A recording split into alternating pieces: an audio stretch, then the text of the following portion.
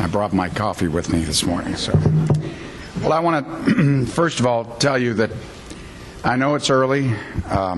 Somebody rang the bell and got a lot of people out of bed early. But I've got a story to tell you, two of them actually. One time in the 1990s, I was with my youngest son and my wife, and we were in Disneyland.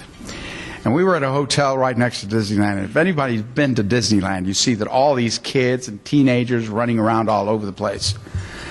Well, sure enough, before we get in, my wife was a little annoyed that there were so many teenagers all over the place. She says, "You just wait. One of these are going to pull a prank and bring the fire alarm." Well, sure enough, at 2 o'clock in the morning or 3 o'clock in the morning, you're shaken out of bed and you have to walk out of there and then come back.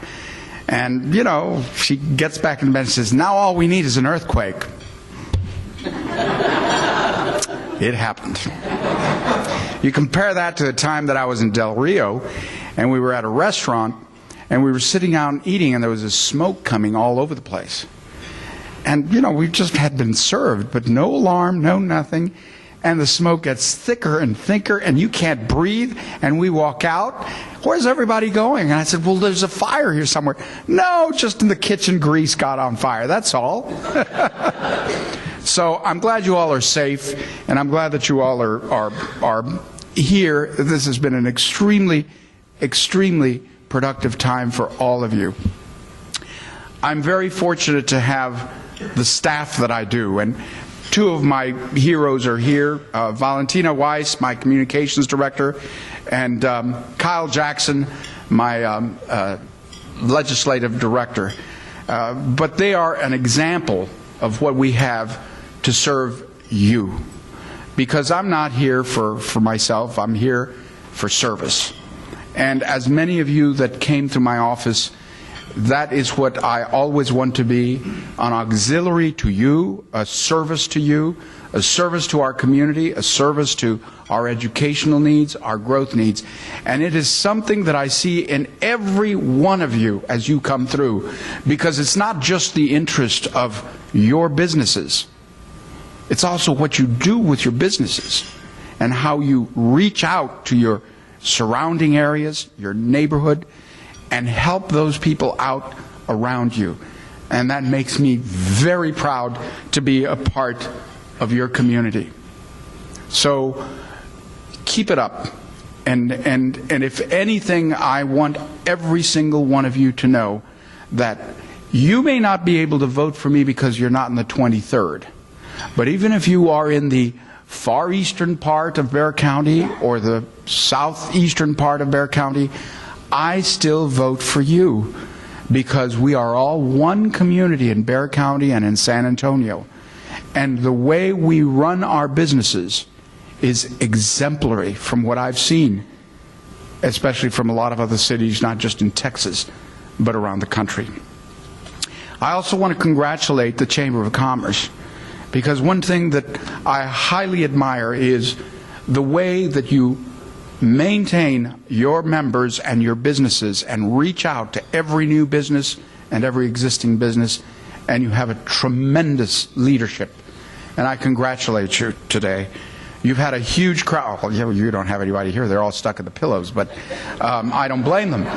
But you have had a remarkable attendance, and my first experience was last year when the SA to DC came, and now this year. So congratulations to the leadership in the Chamber of Commerce and all of the other surrounding groups, the Hispanic Chamber and the Northside Chamber and all the allied groups.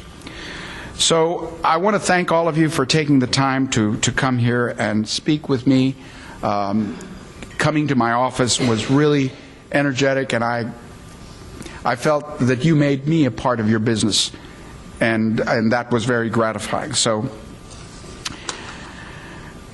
we share a lot, and we've shared a lot of discussions today, and I think that there were many issues that we talked about, and many issues that we can resolve together, and some issues that we may not. But we need to talk about all of those.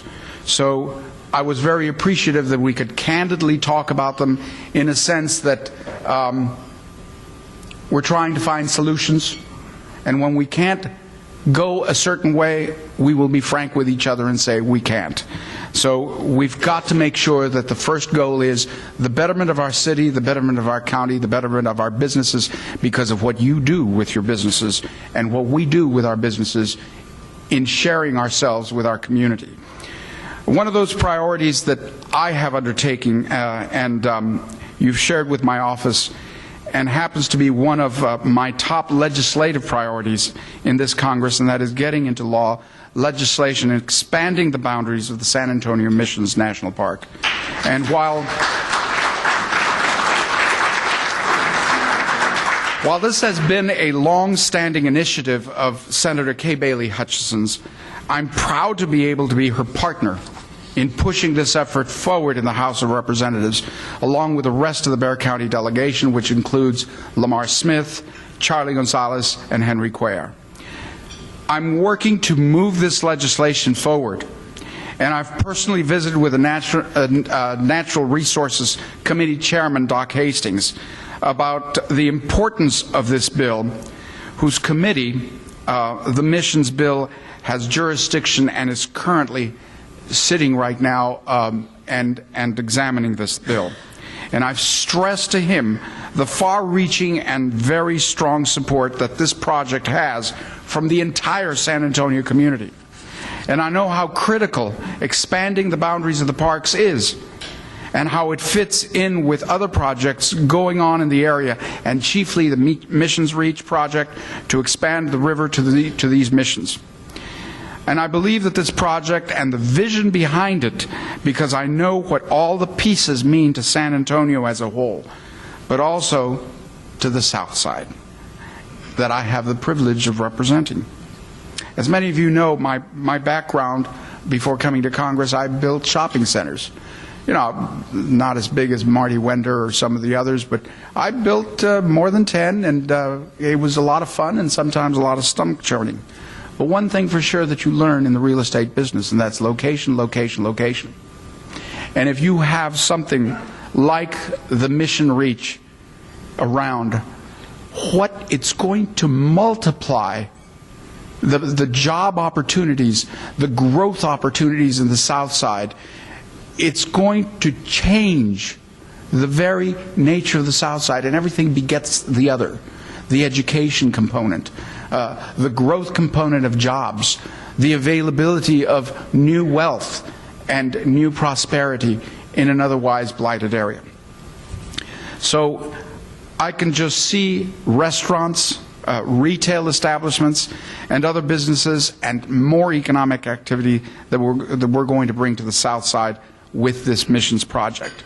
And this will be a huge boon for an area that is currently enjoying a great deal of forward momentum, and it will give it the fuel to continue growing and creating jobs and economic growth. And I appreciate your unwavering support on this project and look forward to getting the missions bill signed into law real soon. So while San Antonio missions legislation is focused on job creation, so is the rest of my legislative work in Congress.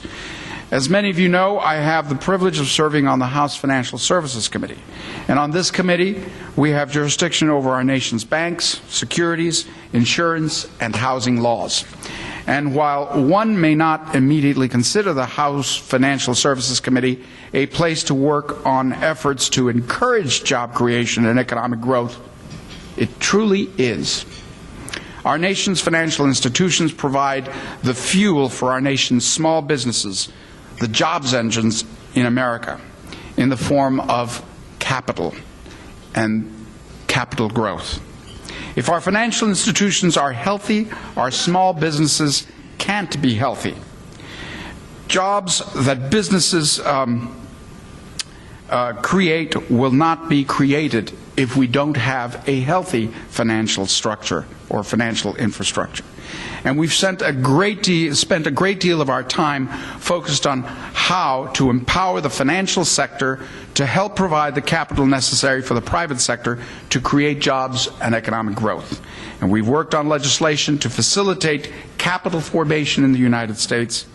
We've also spent a great deal of time examining how Dodd-Frank, that law that was passed a year and a half ago in 2010 is impacting our financial institutions. In fact, the Financial Institutions and Consumer Credit Subcommittee, which I sit on, is going to be having a field hearing in San Antonio later next month, in March, looking at the future of small community financial institutions. And we're going to have a panel of a variety of San Antonio financial institutions and other financial institutions from throughout the district.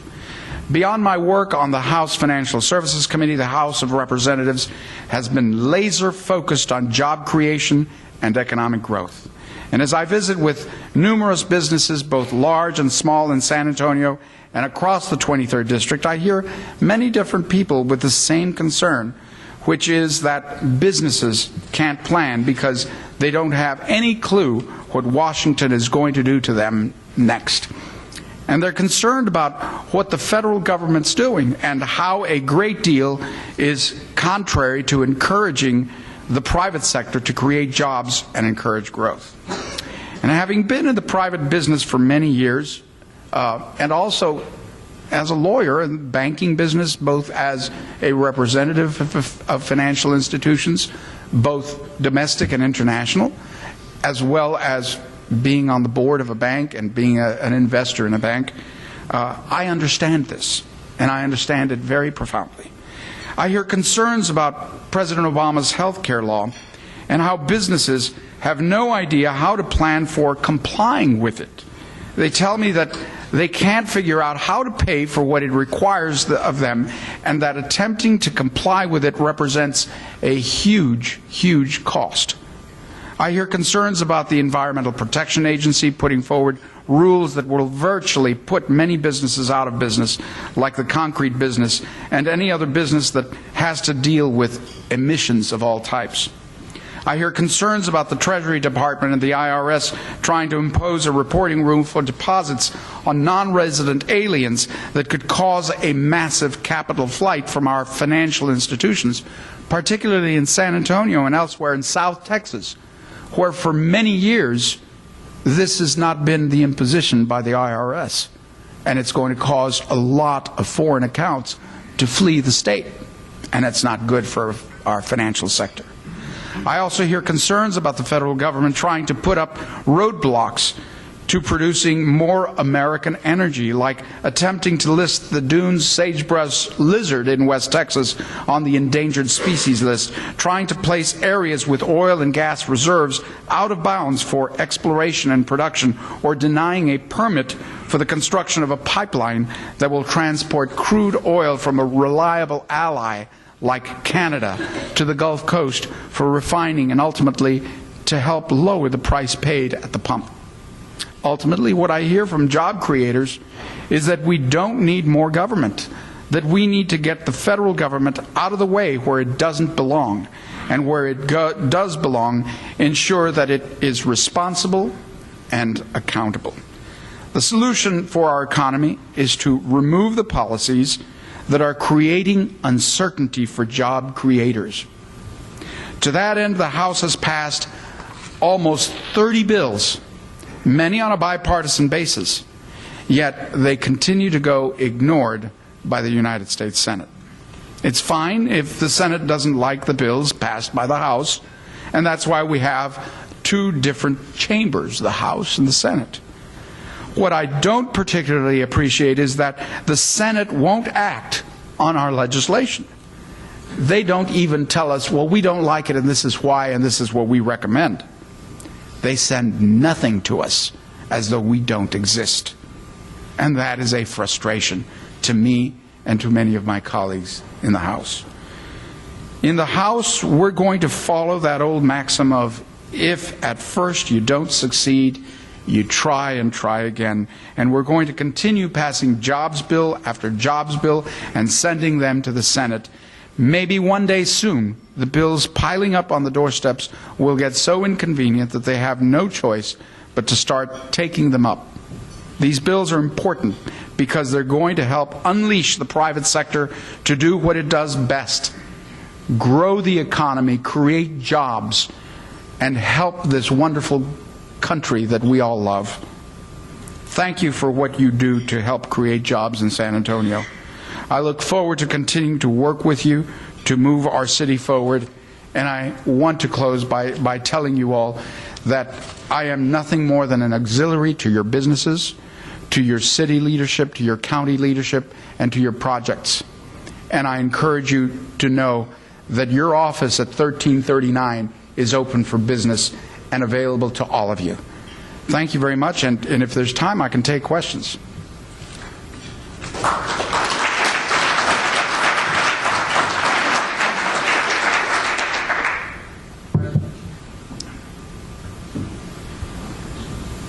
Well, I guess I left everybody dumbfounded. No, I didn't. Okay. Congressman, here in the paper of late, we've been reading about what's happening to businesses that believe they're in compliance, specifically with ICE in terms of I-9 and how those have been filled out. Certain businesses that maybe hire illegals are not being targeted necessarily because they're not doing the paperwork. But those businesses that are finding themselves in compliance because they incorrectly filled out the documents. What are we doing to help out along that line? Is that just a new way of generating revenues?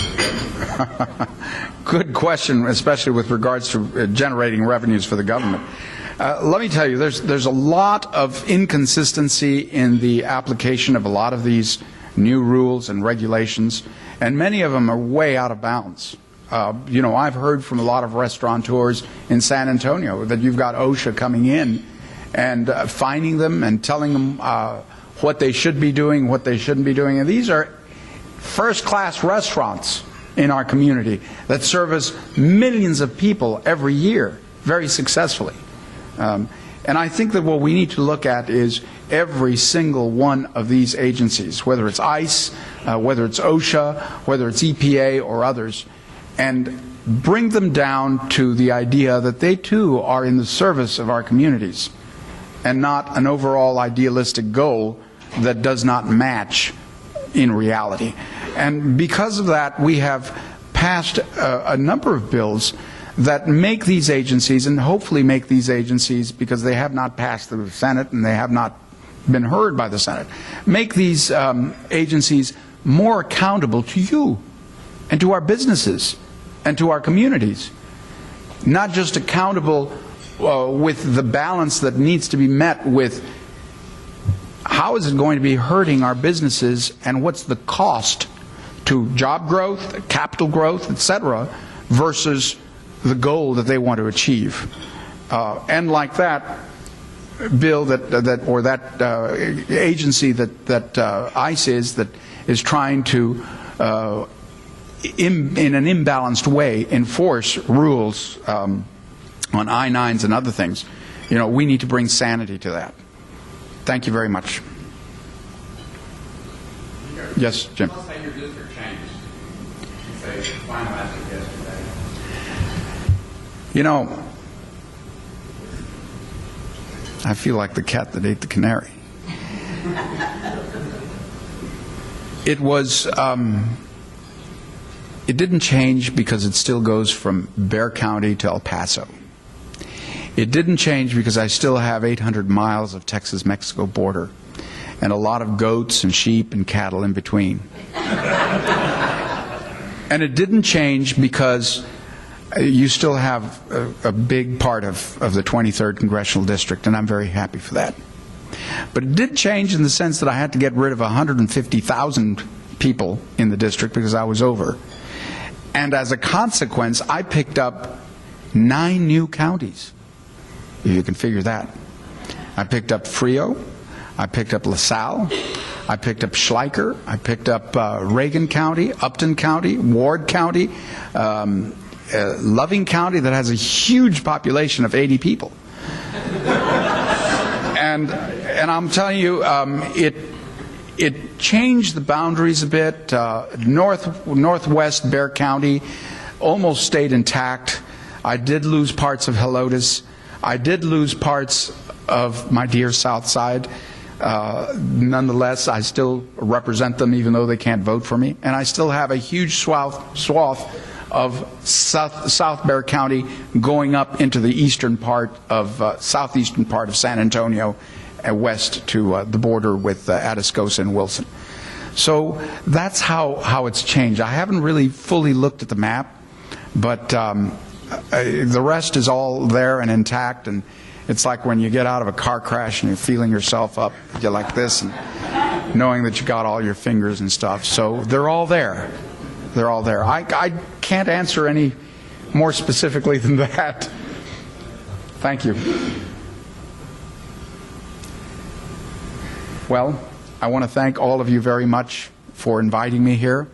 I have enjoyed being part of your essay to D.C., and I hope to always be there for you, not just when you come here on this wonderful journey to our wonderful capital, but also when we're at home and we've got our nose to the grindstone and we're working hard for our businesses, our employees, and our community, and the other services that we provide. So thank you very much. Have a safe journey home, and don't let anybody else pull that alarm.